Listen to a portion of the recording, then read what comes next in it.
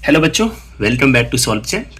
आज हम लोग फाउंडेशन बैच में सीखेंगे क्या होता है HCF और कैसे निकालते हैं हम लोग HCF। ठीक है, तो सबसे पहली बात, HCF का फुल फॉर्म क्या होता है? Highest common factor. वैसे आगे चल के मैं दिखाऊंगा कि यदि तुम्हें ये हाईएस्ट कॉमन फैक्टर पता हो ना तो उसी से समझ में आ जाएगा।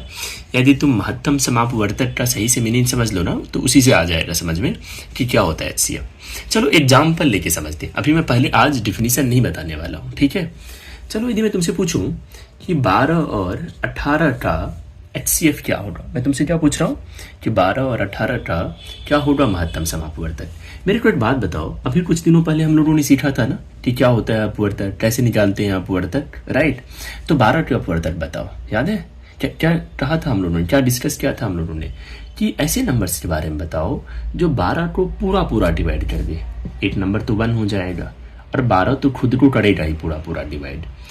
2 भी कर देगा 12 को पूरा पूरा डिवाइड, 3 भी कर देगा, 4 भी कर देगा, 6 भी कर देगा। देख लो 12 के तुमने क्या किए, सारे अपवर्तक निकाल लिए। अब एक बार 18 के अपवर्तक पे आ जाओ। 8 तो करेगा ही इसे पूरा पूरा डिवाइड, 18 भी कर देगा इसे पूरा पूरा डिवाइड। 1 के बाद दूसरा नंबर क्या होगा जो करेगा, 2 करेगा इसे पूरा पूरा डिवाइड। पूरा पूरा डिवाइड करने का क्या मीनिंग होता है कि 2 से यदि तुमने 18 में डिवाइड किया तो तुम्हें शेषफल 0 मिलेगा। यही तो होता है पूरा पूरा डिवाइड करने का मतलब।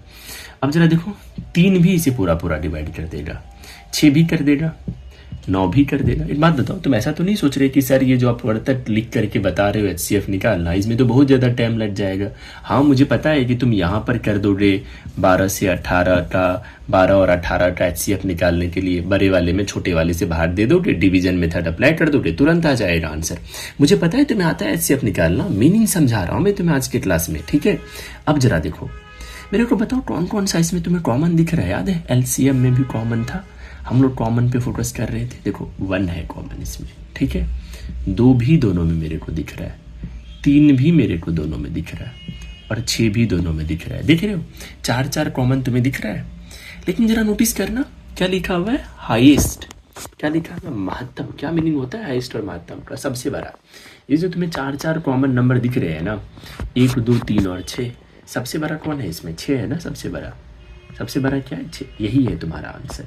तो HCF ऑफ 12 और 18 क्या है, HCF ऑफ 12 और 18 है 6।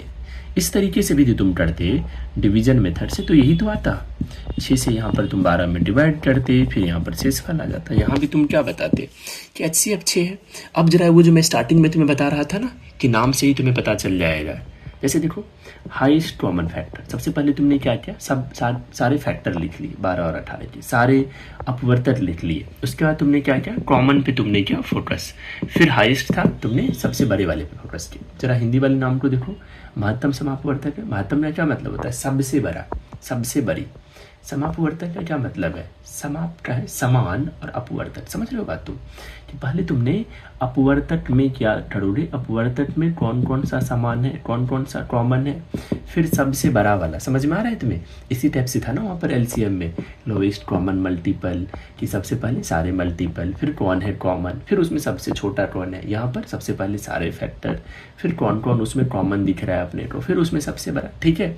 बाकी मैं और भी वीडियो लेकर के आऊँगा जिसमें हम लोग देखेंगे कि HCF हम लोग कैसे कैसे निकाल सकते हैं। मुझे पता है एक मेथड तो तुम्हें अच्छे से पता है कि 12 और 18 का तुम HCF डिवीजन मेथड से निकाल दोगे। जैसे LCM भी तो निकाल सकते हो ना तुम डिवीजन मेथड से, उस पर भी मैं वीडियो लेकर के आऊँगा। और जब मैं इतनी सारी चीज़ों को सिखा रहा हूँ फाउंडेशन बैच में और वो फ्रीली बता रहा हूँ ना, तो फिर करो इस वीडियो को लाइक और सॉल्व चैनल को करो सब्सक्राइब। क्योंकि मेरा एक गोल है कि मैं तभी खुश होऊंगा जब मेरे सारे बच्चों के 100 में 100 आएंगे मैथ्स में। यही है मेरा गोल, ठीक है। चलो मिलते हैं अगले क्लास में।